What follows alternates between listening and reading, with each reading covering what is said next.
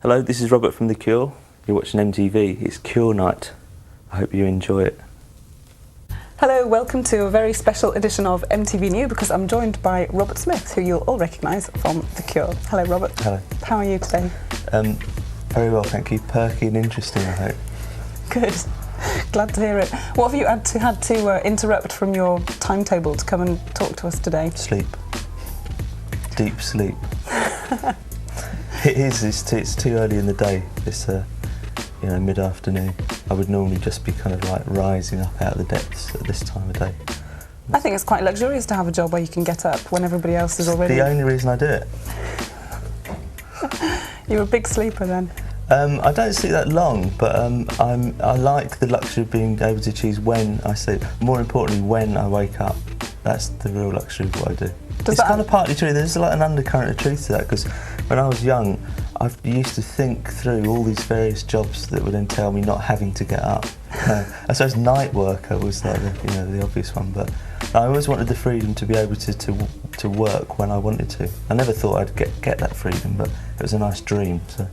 And does this correspond to the other members in the band? Are they all on the same? Have you all synchronised your watches? No, it's weird. I'm very. We all used to be working at the same hours. We used to work at night and go to bed in the morning. But two of them have got children now, and the other two have kind of grown up, I suppose. I don't know. The other four are really regular. Like go to bed at 10 at night and sort of get up at 6 in the morning.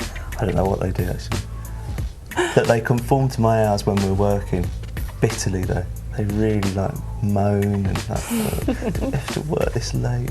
But for me, I've always worked at night ever since I very first started with the group. We've done every single album at night.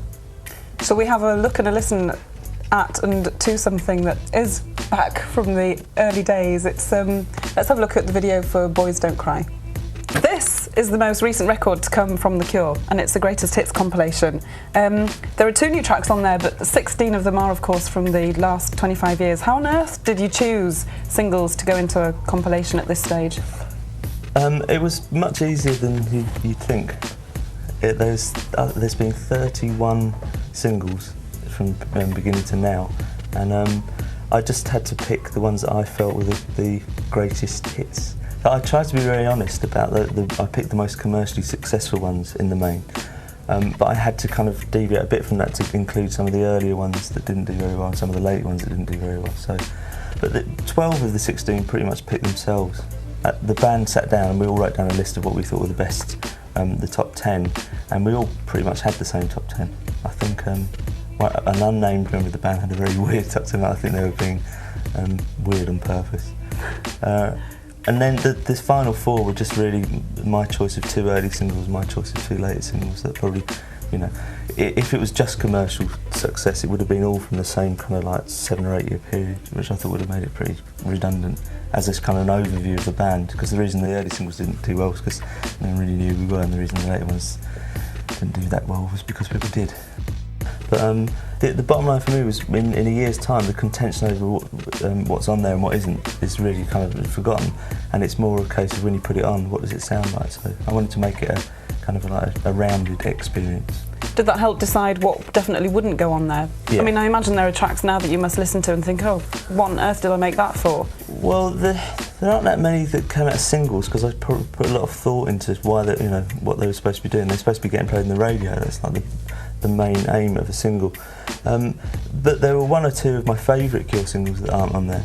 Like Charlotte Sometimes isn't on there, and A Letter to Elise. And the reason they're not on is because I felt they took the whole thing down a bit. They were kind of like the more extraordinary Cure singles. I think this singles collection reflects the ones that kind of people know. I thought it would be pretty stupid to have an eclectic collection of greatest hits, because it should be called something else. I'm infuriated when people go, it's the best of. And I think it's so far from being the best of The Cure. No, you haven't called it the best of. No. You would have done if that's what it was. Well, the best of The Cure would have contained probably 7 8-minute tracks for me. It would have been, that's the best of The Cure. The singles is like something that we've done, and it's been an important part of what we've done, but it isn't really at the heart of the group for me. Let's have a look at one of those catchy tunes, another single from The Cure.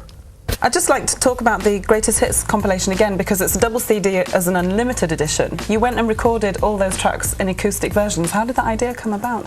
Well, we realised very early on when this project was suggested to us by the record company, it's the very first time it's ever happened, because it really wasn't what we would have wanted to do next. And we figured that the average Cure fan isn't really going to be overexcited by a compilation. Regardless of the fact that it's got a couple of new songs on it, most of them are going to have pretty much everything on there. And so we wanted to make it a bit more exciting for us as well, really. And I wanted to make it something I'd be proud of, rather than just banging out a Greatest Hits album. Even though I think it's really good, I thought if we did something special, it would make it, the whole thing just, more worthwhile.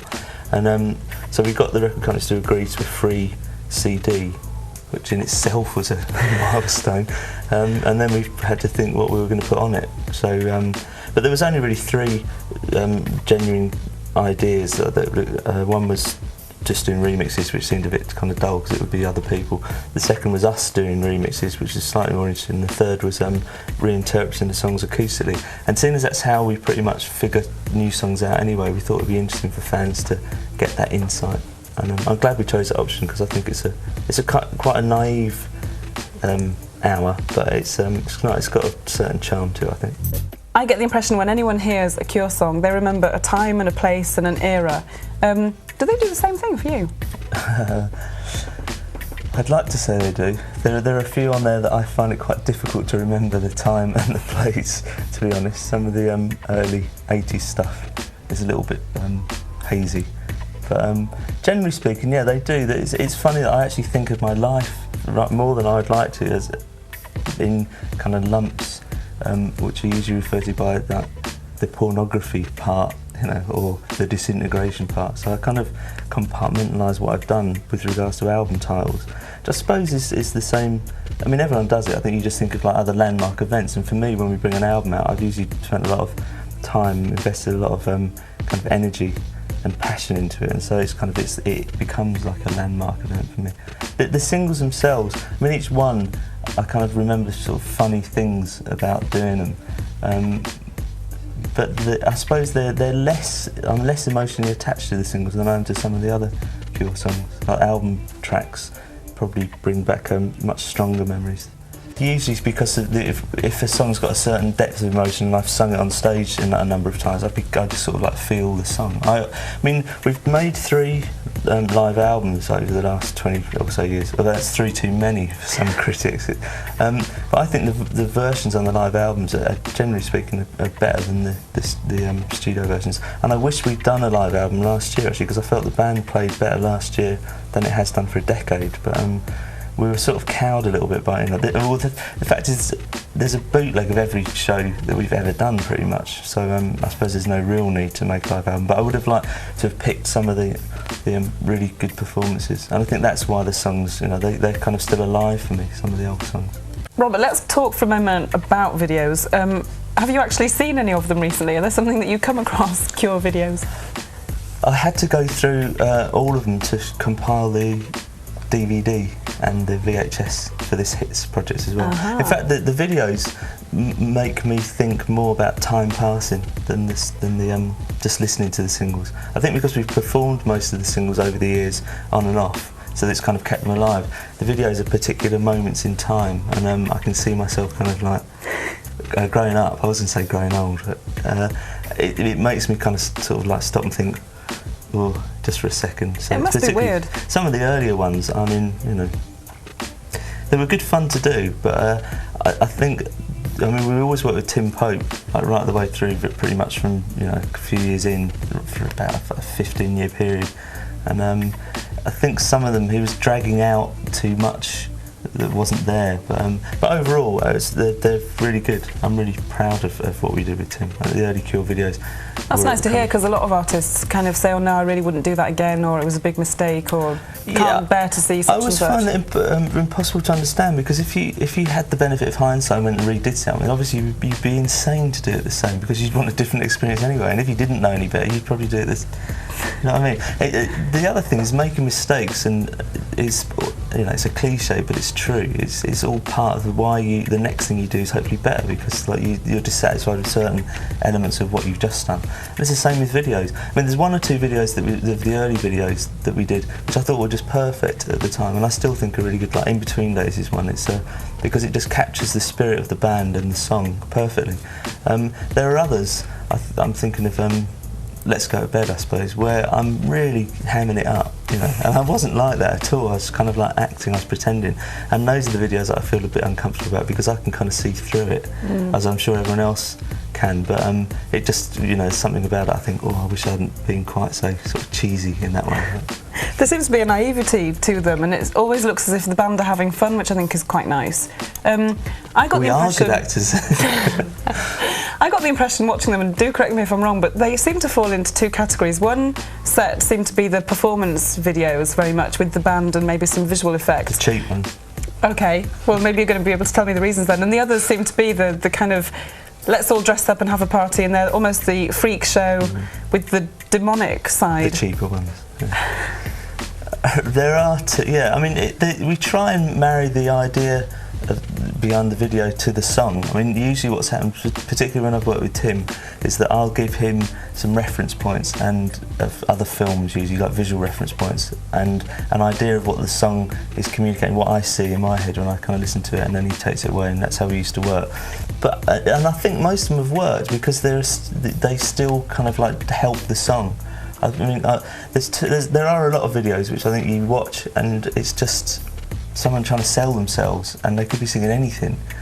There's sort of, you know, there are too many videos made like that, actually. So we always tried to do something that was kind of like a story that would work with the song. But it's true, some of them are more serious. They kind of we're trying to get a little bit more of the gravitas of the band into the videos. But I think the best videos are actually the ones where we're less self-conscious and we just kind of like think, you know, let's go for it for the day. Yeah, let's just like be fools, and they are more enjoyable to watch. I think whenever we try and be too kind of like po-faced in front of the camera, it comes across as like terribly dull, contrived. Let's have a look at one that does seem to be very much everybody having a bit of a free-for-all. Wrong Number, would you agree? That was one of the strangest videos that we've ever made, I think. Wrong Number, yeah. Let's take a look at it. I'm still here with Robert Smith, who was about to burp. No, I did it very discreetly. There's only one person as of you. I noticed. I'm sitting next to you. One thing that always gets talked about to do with you and The Cure is your image. And looking back, I think you're actually one of the most consistent artists as far as image is concerned. Because most people change and you haven't. No, I've shaved my head 3 times. You know, it's one of those things. I sort of find it amusing would be too strong a word, but at this kind of almost obsession with the idea of people changing. You know, there are certain bands and artists who reinvent themselves. That's the phrase I'm looking for.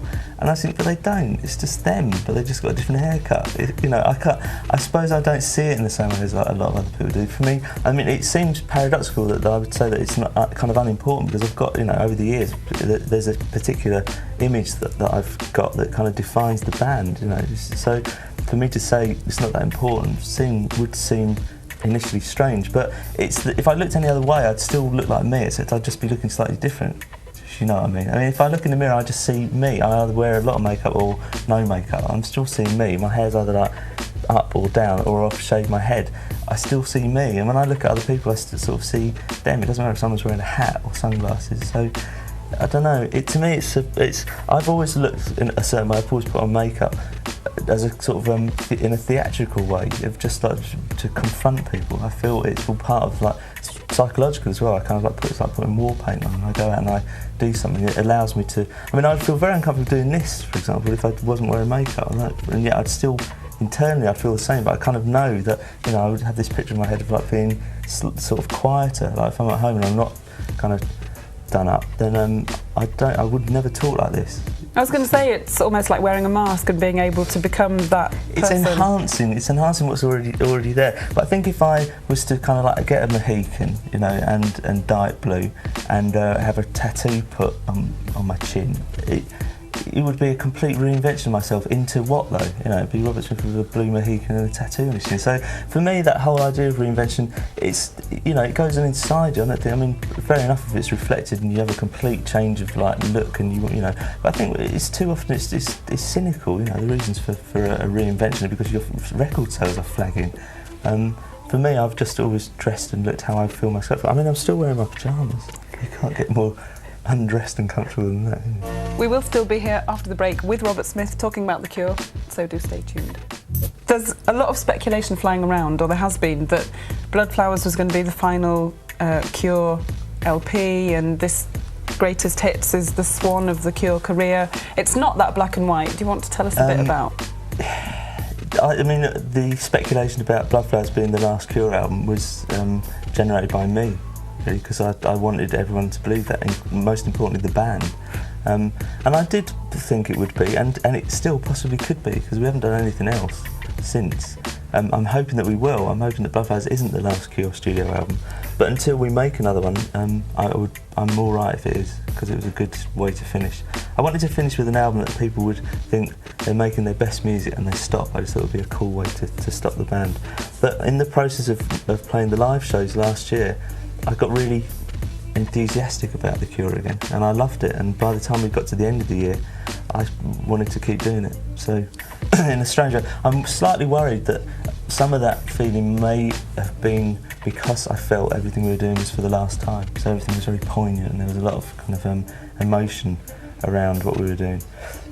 But I suspect it's just because it focused everyone's minds on it, and we just played really well, and the atmosphere in the band got really good because we were enjoying what we were doing on stage, and that's sort of like the key to a good tour, really.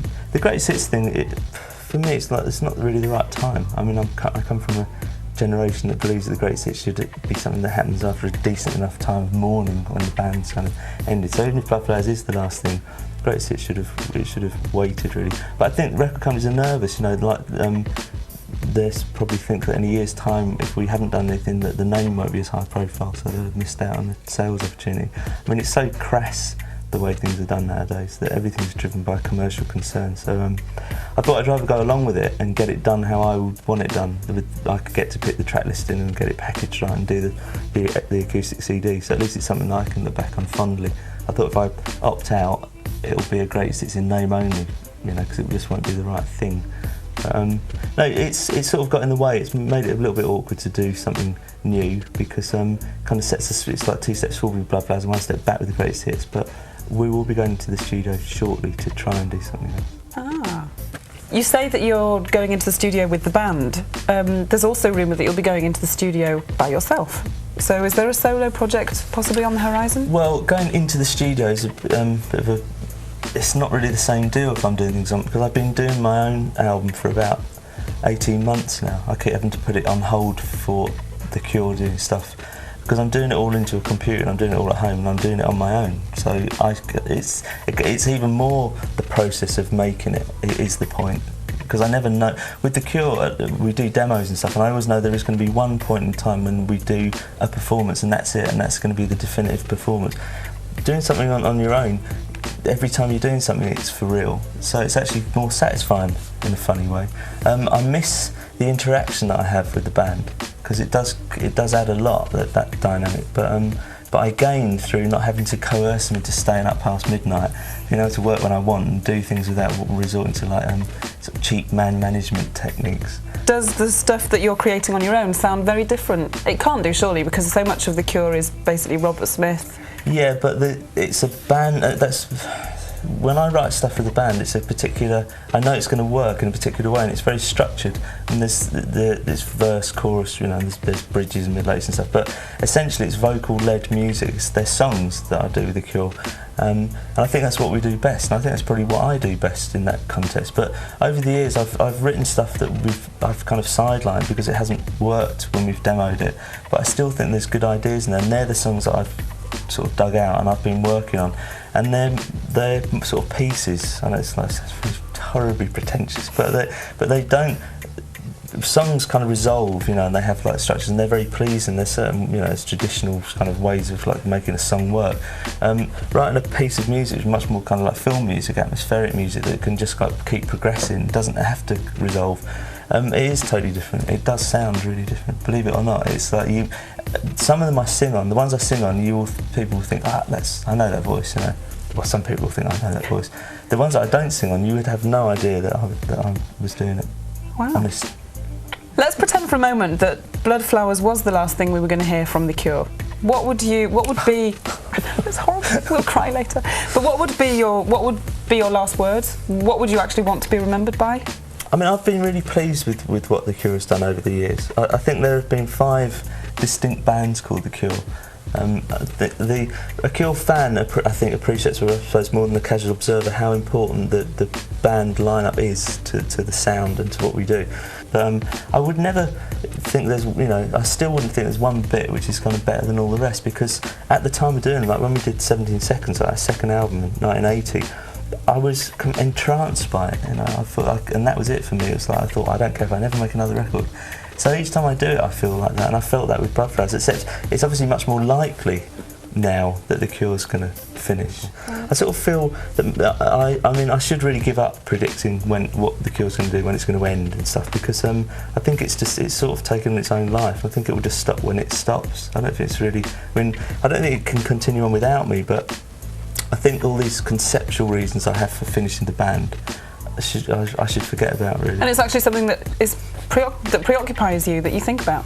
It has done. It does in short bursts. Before we do something, I sort of think about. I don't think about why I'm doing it, because I do it for other reasons. You know, the much sort of like deeper reasons that are just about how I feel about the world. But at that point, I always think, well, why am I doing it with a band called The Cure? And I suppose through a period in the late 90s, I started to question whether that was particularly relevant to me, actually not to the wider world, but just whether I felt I'd get more satisfaction through doing it either within the context of another band or just doing it on my own. And I've kind of arrived at the conclusion that I can do both, which is something it seems weird, but I've never felt the two could coexist before now. That I could do something on my own and do something with The Cure, so that's what I should be doing in the future. It's a new episode. Yeah, it is. Well, we look forward to it. Robert Smith, thank you very much. Thank you very much. It's been a pleasure.